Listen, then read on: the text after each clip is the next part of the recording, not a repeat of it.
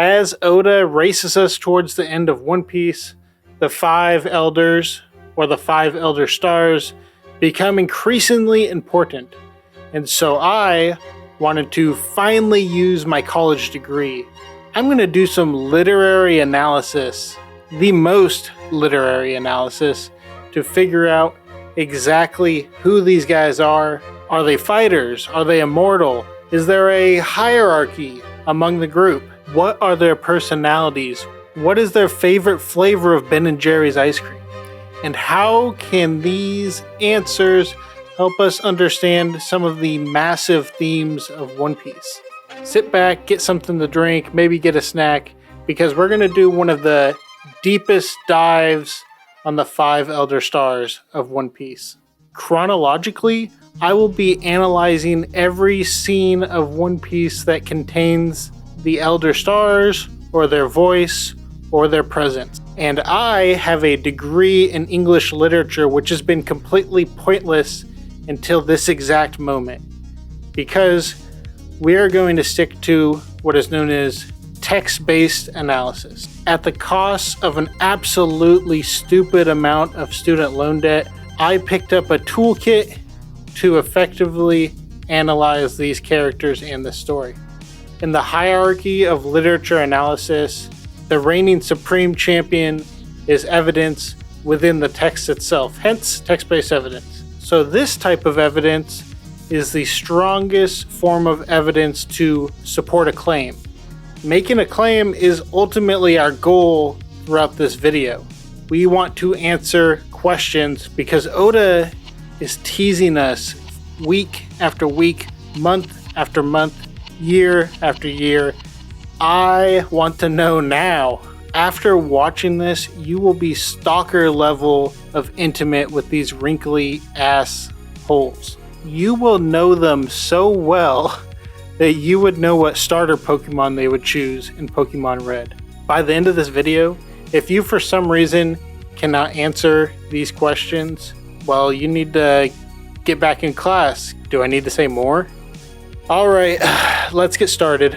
Let's just jump the fuck in. Hold on to your butts. If you are an anime-only viewer, you need to consider some minor spoilers for this video, because I'm going to reveal their true names because, well, I don't want to be just trying to describe them as the tall old man, the short old man, the old man with this scar, the old man with this haircut. I'm just going to say their names. So, if you are an anime-only viewer, come back when you learn their names. Enjoy the video. I'm sure it will still be relevant. If you are a manga reader, enjoy! Let's go over their names real quick. Saint Garcia Saturn, he covers science. Saint Marcus Mars, environment. Saint Topman Workery, justice. Saint Ethan Burrow V. Nosturo, finance. Saint Shepherd Jew Peter, agriculture. We don't just have 5 planets in our solar system, and there are some other important figures in our solar system as well. So where are the other planets? Let's think about it. So far, we got these 5 planets, and they are people. And then the rest of the planets are kind of conveniently named ancient weapons. Pluton is Pluto, which isn't a planet anymore, but when One Piece started it was. Uranus, a planet. Neptune, which is a character in One Piece, but when you think about the etymology of the word Neptune, Neptune is related to the Greek god Poseidon, another of the ancient weapons. And in One Piece, Poseidon is not an ancient weapon. It is a person with a certain ability to communicate and command the Neptunians. Now, given the situation that you're in, we have to at least be aware of the possibility that the other 2 ancient weapons aren't weapons or objects at all, and like Poseidon, and maybe kind of like the 5 elders who represent planets, the other ancient weapons very well could be people. Now there's one more planet that we have no clue what it is related to yet at this time, and that's Earth. We don't know the name of the One Piece world. We don't know if Eam can represent Mother Earth, Mother Nature. It's certainly possible. Who is Uranus? Who is Pluton? These are questions that this video isn't going to answer, but I just wanted to present the idea briefly. Let's get started for reals. When I started this project, I was surprised to learn that the 5 elders were not presented until chapter 233, well past the Alabasta arc, even on its way to Skypiea. Their first chapter is aptly titled The World's Greatest Power. At the start of the scene, we get an establishing shot of the sacred land, Marijois. There's a large castle towering over the city where the gods who created the world live. The next shot shows the entrance to the castle at a low angle, displaying the dominance and power this fortress represents. The first words we hear from them are, "What? Red-haired Shanks?" The next panel shows a Navy officer standing in the foreground, facing away from the reader in the background. The elders are silhouettes discussing Shanks reaching out to Whitebeard. The elders claim that Shanks and Whitebeard's coming into contact would be catastrophic. And St. Garcia Saturn agrees. He appears less stressed about it overall. And in a wide shot, we see all 5 elders plus a clear view of the room. Analyzing the room from top right to bottom left, we immediately see a mysterious symbol that's all around the room, wall to wall. From the outside of the symbol, inwards, we see 3 mysterious symbols. Smoke, flames, or if you look closely enough, they do kind of resemble a dragon, right? From the top, celestial dragons, creators of the world. I think it fits well enough for the start of an idea. Within that circle, we appear to have 2 squares overlapping each other at an angle, creating this kind of 8-pointed star. Laying on top of that star is 2 circles, one smaller than the next, and within those circles are floral patterns, with the first circle, the larger of the 2, having kind of smaller, more precise floral patterns, creating a sense of depth, like these are smaller or further away from the center. The middle of the 3 circles appears to have a floral pattern inside it. The pattern is pretty intricate. The center circle continues the floral pattern, but at the very epicenter of the circle is one large flower. Look, I've never called myself a flower expert, but goddamn, that flower looks like a lily. And because I started to feel a little bit crazy, I went and asked my wife, who is more or less a flower expert. She's a very good gardener. And I go, "Hey, what is this flower?" No context. "That's a lily." I'm right. It has 6 petals like a lily, and the anatomy in the center of a lily flower appears to be very similar. Now that I brought up my wife, quick plug for our previous video, Wife Piece, where I interview my wife after she finished and caught up to One Piece.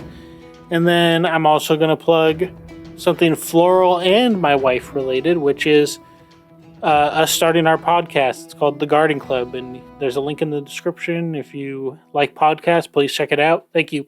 Let's continue the video. Around the room, floral patterns start to appear everywhere, from patterns on the wall to the clearer or more spaced out 5-petaled flowers on the bench and the 2 chairs we see in the room. The abundance of flower imagery is something we cannot ignore.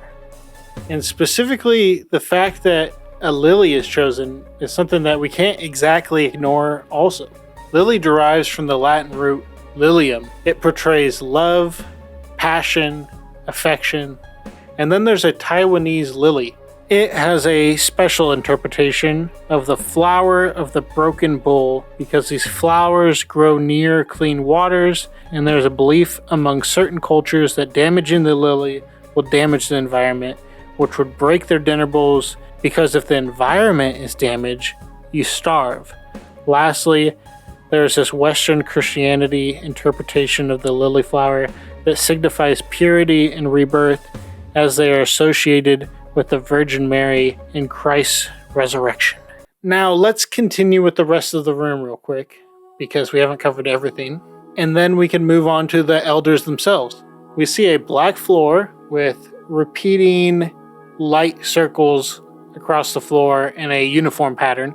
Now, if we try to pull out any meaning in this symbol, given that we know that their names represents planets within a solar system, in Japanese their name is more literally the 5 elder stars. These are objects that exist within darkness, within space. The black floor could represent that darkness in space, while the circles represent planets, stars, light. There's no specific claim with any of this yet, but this is just evidence we want to hold on to for later information, because it may become important. On the far right here, we have Saint Saturn, and he appears to be the physically eldest of the 5 elders. He uses a walking cane.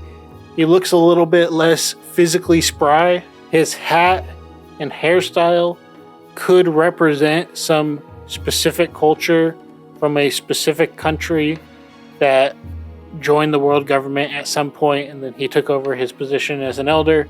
A hat like this, for example, in our world is often worn by like a Muslim man or a Russian Orthodox man. I'm just saying the hat could represent some part of his culture. He has a big ass scar, and I mean big ass scar on the side of his head. This implies to me that he might be a fighter. The next elder going left appears to be on the taller side of the 5 elders, and he has this noticeable beard that looks like an upside down V.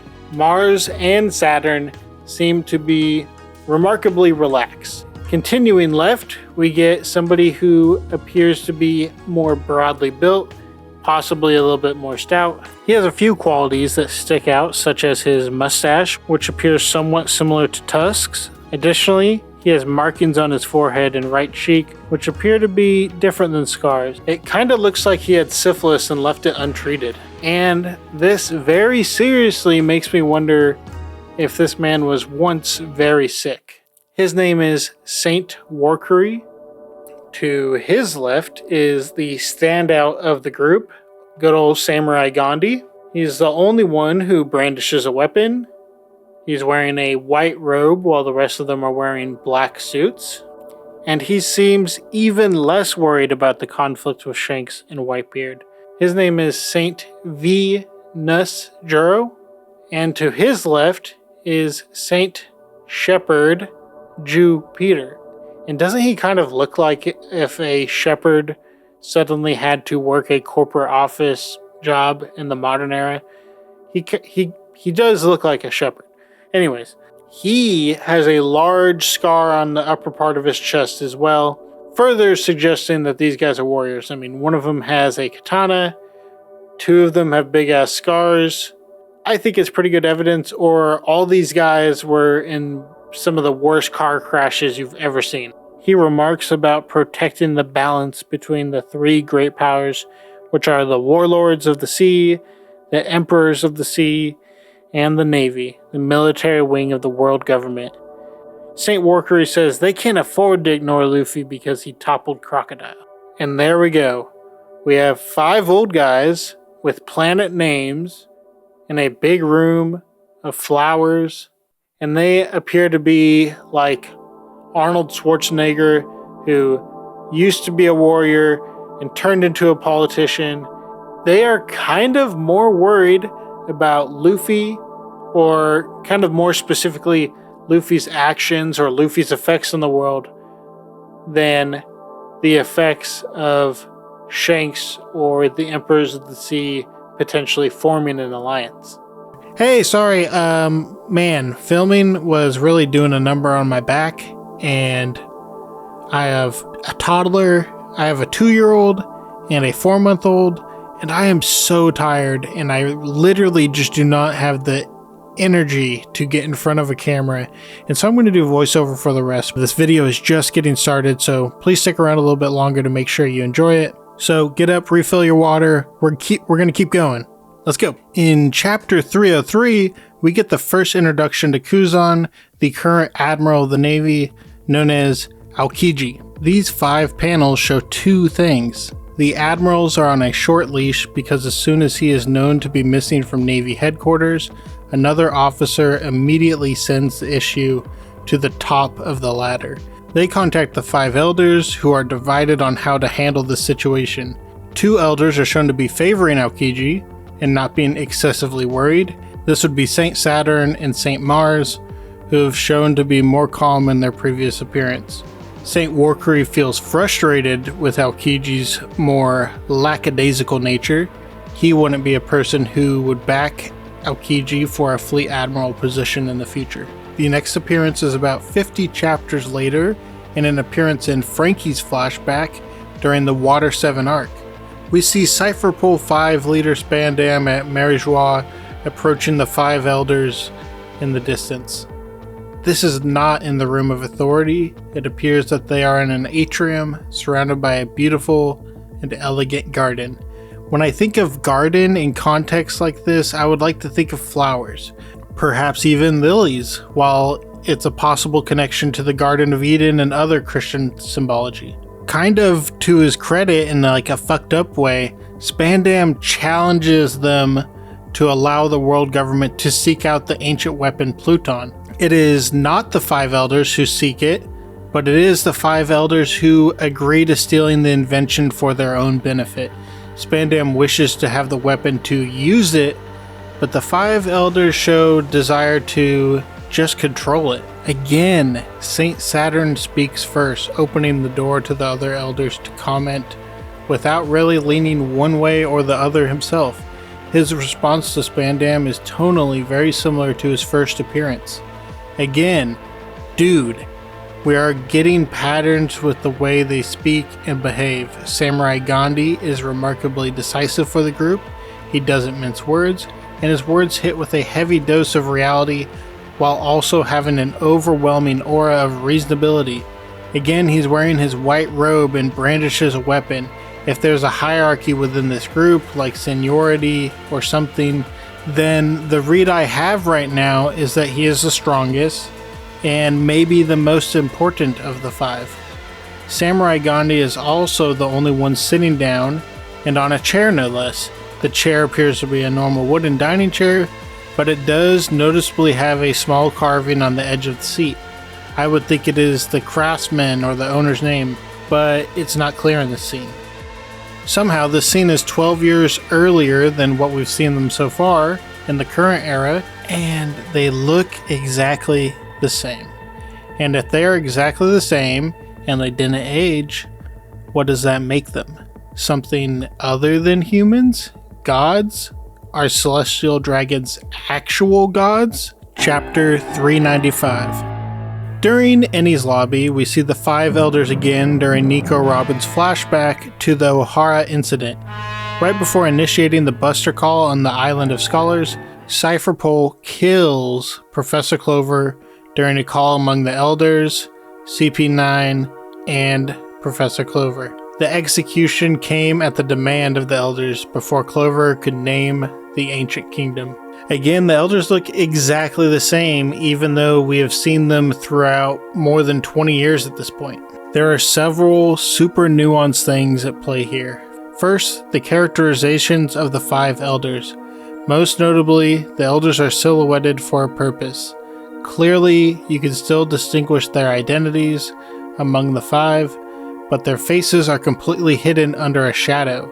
We can't tell how they feel, because while a normal person would have no moral dilemma in this situation, the hint of a possibility of learning a secret of their organization causes them to feel like it's at a moral crossroads. Even through the silhouettes, you can observe some distress at genociding Ohara, but you can't tell where their distress level falls on the spectrum, and you also can't distinguish if some of the elders are less turmoiled at committing such an atrocity. At first, it seems there are only 3 of the elders present for the call: Saint Topman Mercury, Saint Marcus Mars, and Saint Shepherd Jupiter. But if you read carefully, you realize the other 2 elders are present as well. They are sneakily added in through Oda's use of camera angles in the scene. Saint Shepherd Jupiter addresses Professor Clover sharing admirations for his work in contributing to the culture in the world. Weird thing to say to someone after you've already decided you're going to genocide him. Aside from that, for now, we know this is likely Jupiter speaking because the Den Mushi faces him. And well, it would be weird speaking into a microphone, like from the side. Next, Jupiter tells Clover, "Bro, you're trying to revive the ancient weapons? Possibly. So that's why we absolutely have to kill all of you."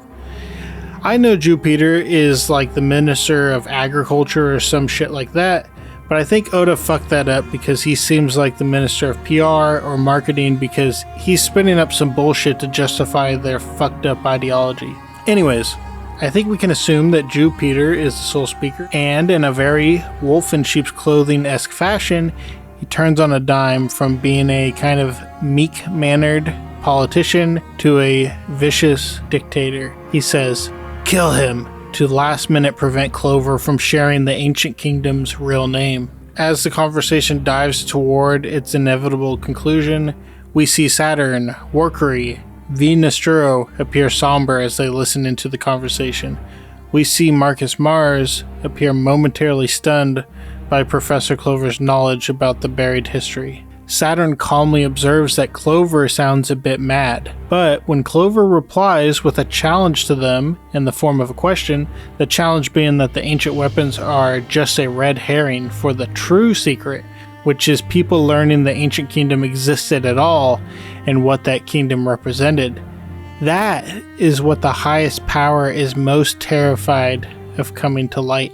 Saturn, and in turn all five, are stunned to silence. Their tension hangs as they wait to see if he's connected the final dot. And right as he's about to say the ancient kingdom's name, Saint Shepherd Jupiter, so far the highest among the five, commands Clover's immediate death. His non-committal statements to Clover and Cypherpole, plus his actions to quickly remove their threat, shows his status among the group. He may not be the leader, but he does lead the group when the need arises. As the attack begins, we see Marcus Mars put his head down because of how tragically the situation is played out. While the five elders and virtually all celestial dragons look down at humans as lesser beings, it is clearly shown here that they didn't necessarily want to kill Clover and the scholars, all the families on Ohara. They just had to, because they were going to do something bad soon. Probably.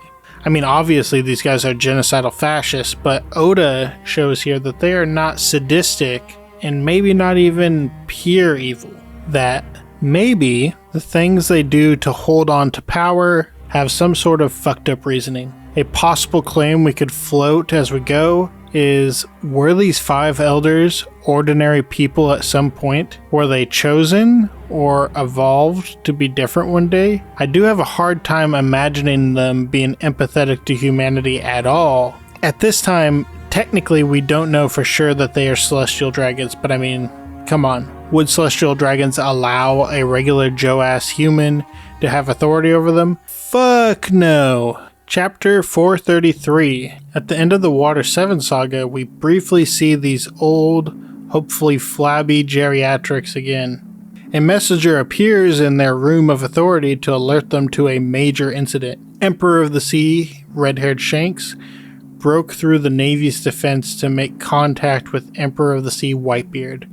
All we see from the five elders is Jupiter's response. A look of dread and, "What?"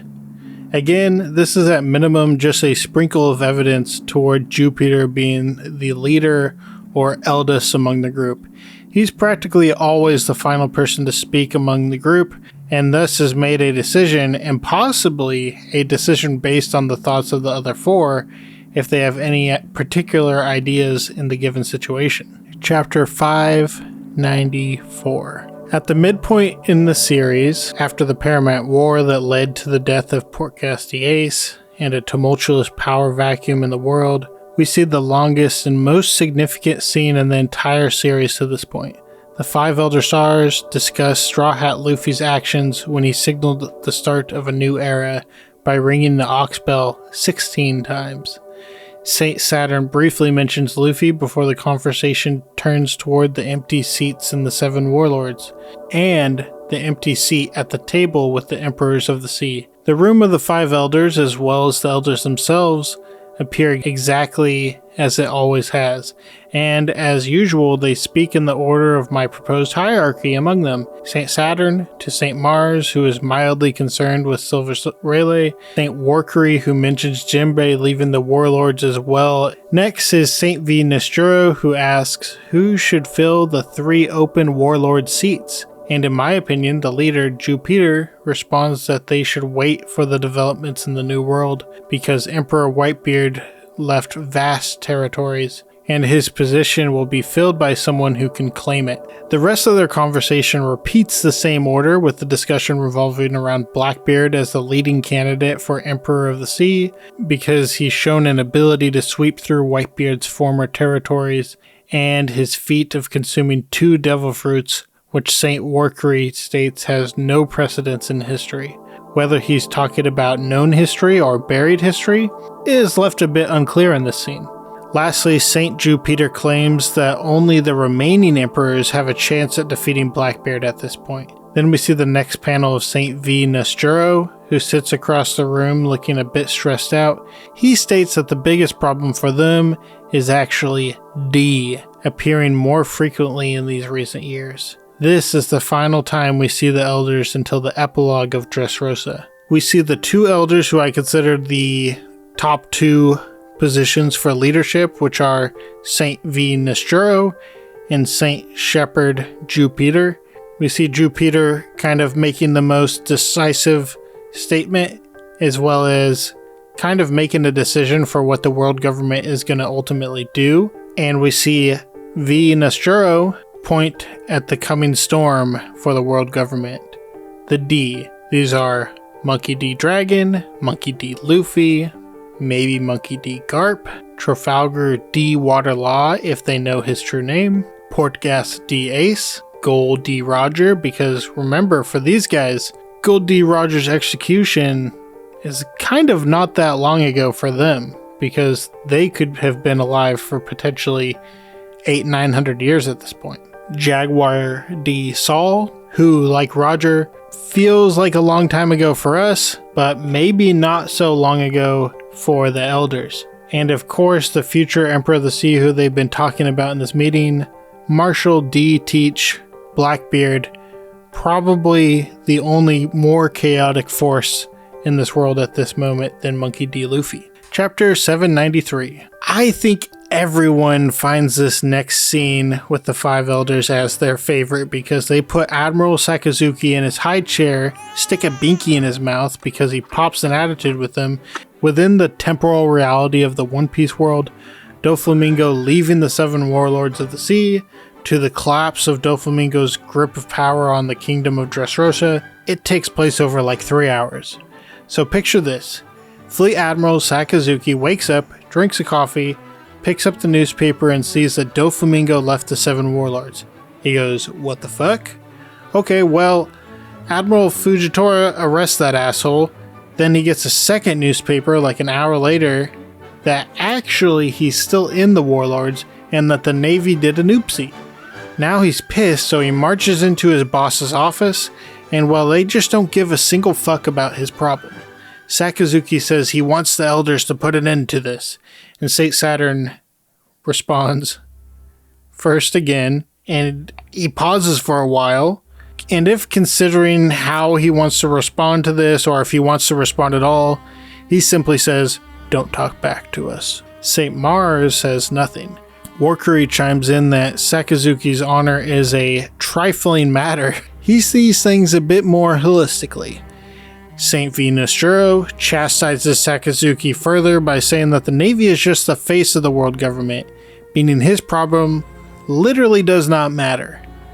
Saint Jupiter gives Sakazuki their solution.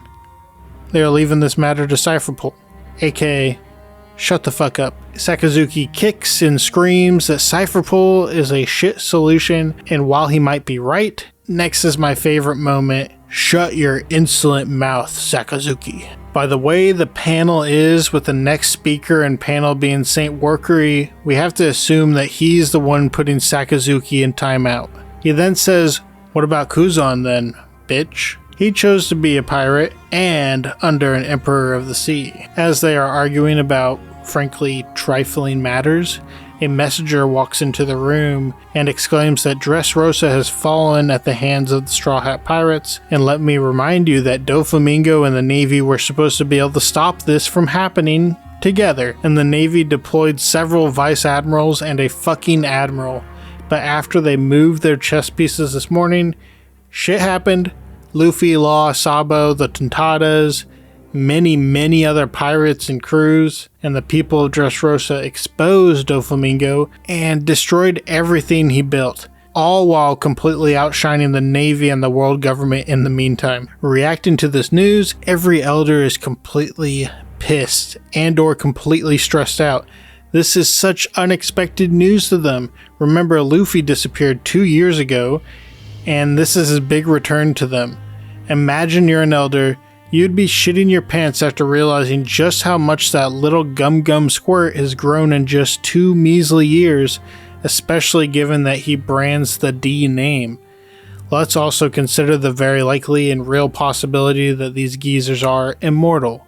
They might not go back to the Void Century itself, but they very clearly do not age, and they also could be hundreds of years old, which makes that growth in Luffy appear even more monstrous to them. Chapter 907. During the reverie, red-haired Shanks requested to talk to the 5 elders about a certain pirate. The 5 elders agreed to speak to him.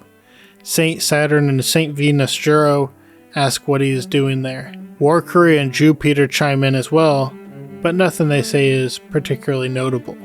The next panel, Workery gets down to brass tacks, saying they will listen to what he has to say.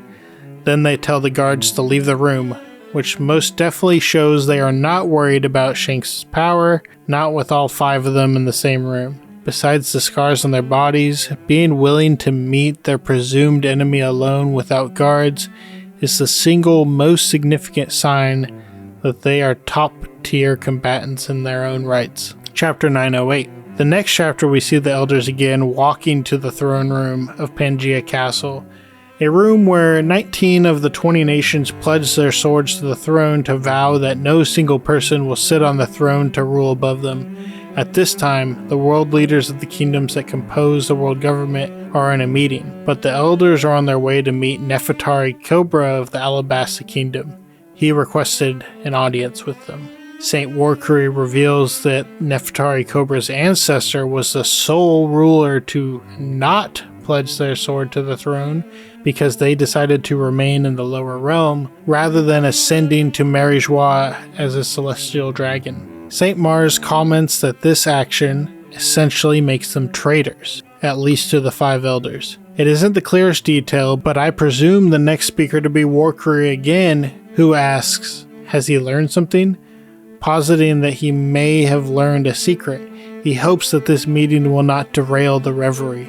Saint Saturn replies that the world has been turbulent since the Paramount War, especially with moves from the Emperors of the Sea, Kaido and Big Mom, ramping up in the most recent days. Samurai Gandhi, Saint Venus Juro, says something very disturbing. The balance of power is shifting, so it's time for a great cleansing, which to me marks the first hint of a mass genocide to reset their grip of power on the world.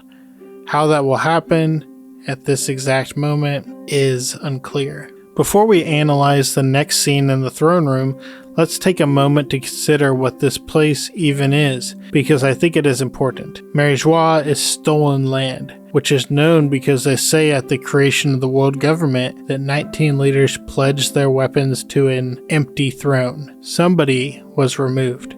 This means that the throne, presumably Pangaea Castle, and Mary-Joie already existed. They are parts of someone else's kingdom, and these things sit on the red line, which may not even be a natural barrier but something manifested at the creation of the world 800 years ago. This evidence is shown with the island whales in the world. The primary island whales we have seen are Laboon at Reverse Mountain and island whales on the other side of the red line from where the Straw Hats enter the New World. These whales share the same scars as Laboon, which presumably was caused by Laboon trying to get to the other side of the red line to be with Brook and his crew. But these whales have the same scars, suggesting that they had been beating their heads against the red line barrier as if they were trying to rejoin their birthplace, suggesting a natural instinct to return to their homeland in the West Blue, an instinct that could only exist evolutionarily if there was a way to migrate between the New World and the West Blue. And to do that, the Red Line must not have existed at one time. So Pangea Castle, Marijois, and this throne are all pillaged rewards from those who became celestial dragons. Next scene, back in the reverie room of Pangea Castle, St. Jupiter is the only elder who speaks in this scene, which is fitting given that he appears to be the head honcho of the group. In the first panel, we see a tall, dark, pointed head-shaped person walking toward the throne. Jupiter says, "Oh, great Emu," as the elders kneel and bow before this figure. This is the person above the elders who allowed Doflamingo to leave and rejoin the warlords for his plan in Dressrosa. Jupiter continues, "The 5 elders are at your service." And in this very eerie and almost telepathic way, the elders ask, "Have you decided upon another light?" says Mars. "To be erased from history?" asks Warcree. "Simply state the name you wish stricken," ends Saturn. And this whole continuing speech from one elder to the next, as well as this docile servitude toward Emu, raises an idea in my mind for the first time. I feel like if I learned anything from this analysis, it is how remarkably different each of the elders are from each other. But their differing personality makes that kind of a less likely prospect. You'd think that they disagree and bump heads, but instead, they feel almost like shards of a single being. So the question that manifested in my mind, are they pieces or virtues of Emu manifested into people? The leaders of the world this person created, are they actually pieces to a larger whole? Well, it is definitely too early in the analysis to determine that, but it is a tantalizing possibility that has been placed on the evidence board. In terms of final analysis of the scene, there is a bit of a tone that they had not spoken to this person, Emu, in a long time, which suggests a few possibilities. Emu would then be very isolated, given that these 5 geezers might be the only people who know they exist, yet they don't see them often. There is also a possibility that they were asleep for a long time. But the main idea supported by this evidence is that the 5 elders do not even necessarily like Emu. They fear them. Look at their faces. These are not the faces of people seeing their messiah. These are the faces of people who fear their master. This suggests that Emu is immensely powerful and or wields some type of omniscient control over the elders that make their own personal feelings completely irrelevant. 1037. The story is rapidly approaching Luffy's Gear 5 Devil Fruit awakening.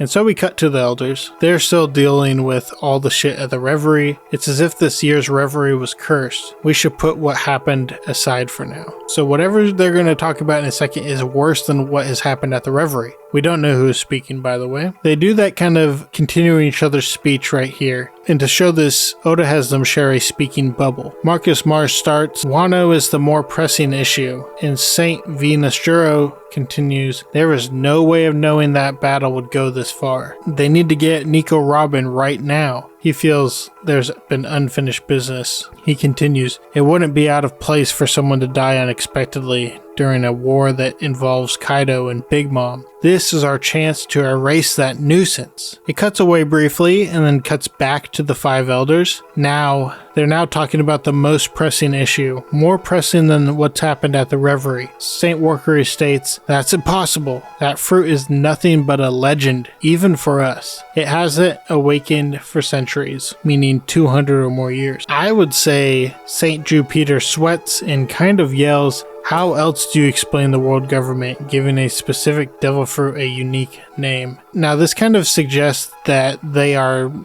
not as old as the Void Century. St. Jupiter says, "They were hiding the fruit's true name from the annals of history." Next, we see them commanding the Cypher Pool Zero agent to interrupt the fight between Kaido and Luffy, to take out Luffy before it happens. He gets a call in the Denden Mushi, says, "This is a direct order from the Five Elders." He's shocked that the Five Elders are calling him directly. "You are to eliminate Straw Hat Luffy immediately." He says that will cost him his life, and they say, "Yeah, we know." And they kind of nudge him a little bit towards doing it. I mean, they know he'll do it, but they try making him feel a little bit better about it, saying that this order is a necessary precaution. Then they say something very interesting. "Even we aren't privy to all the details." Meaning the only one who is privy to all the details is Imu. Chapter 1044. Luffy awakens that devil fruit. The Five Elders back in the Holy Land Marijois do a live reaction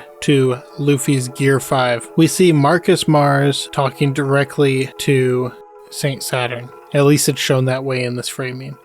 "We sacrificed one of our best agents and enraged Kaido. Are we sure our priorities are straight?" And Saint Saturn says, "Oh yeah, this is a bigger problem than Kaido or sacrificing a good agent. The alternative, Gear 5 Awakening, is worse." Saint V Nostro says, "No matter the era, the world government has always failed to acquire the Gum Gum fruit, even after 800 years. St. Marcus Mars replies, "It's as if the fruit itself is evading us." "Well, that's not possible," says St. Saturn. And then they do that weird, continuing how each other talk. First is St. Jupiter, who says, "All Zoan fruits have a will of their own." Continued by St. Warkri, and this one carries the name of a god. "After all, the Gum Gum fruit," and then finished by St. Jupiter, is really a mythological Zoan. It's the human fruit, model Nika. Now, this whole continuing each other's speech thing is starting to get really weird and kind of obvious. I'm surprised people weren't talking about this more when this was coming out, but I think that people kind of gloss over exactly who is speaking, and I know people gloss over the purpose in a figurative language sense of why an author would combine two speakers into one speech bubble. And the most obvious thing is that they are all the same. They are all pieces of a whole. That the Five Elders are more deeply connected than we really can even know. Chapter 1052, the epilogue of Wano. We see the Five Elders obviously in Marijois, in the same room they're always in. Nika has finally emerged. Unclear who's speaking. And then we get Saint Saturn. 2 emperors have fallen. We won't be able to cover this up. The whole world will latch on to this news. The timing could not be any worse. How do we deal with this? And man, we see them sweating. We hear them probably listening in on a call with the Navy, who says, "Are you certain the elephant is gone?" They're talking about Zunisha, and St. V Nostro says, "So the borders are staying closed for now." That means Wano is still almost impenetrable. And Zunisha is a massively mysterious figure. We don't know why they're doing anything, and we certainly don't know their significance to the true history of the world. But St. V Nostro here shows that Zunisha is likely an important key to the ancient weapon Pluton, because Zunisha leaving the Wano coast tells V Nostro that the borders are going to stay closed, and as long as the borders stay closed, Pluton will sleep underneath Wano country.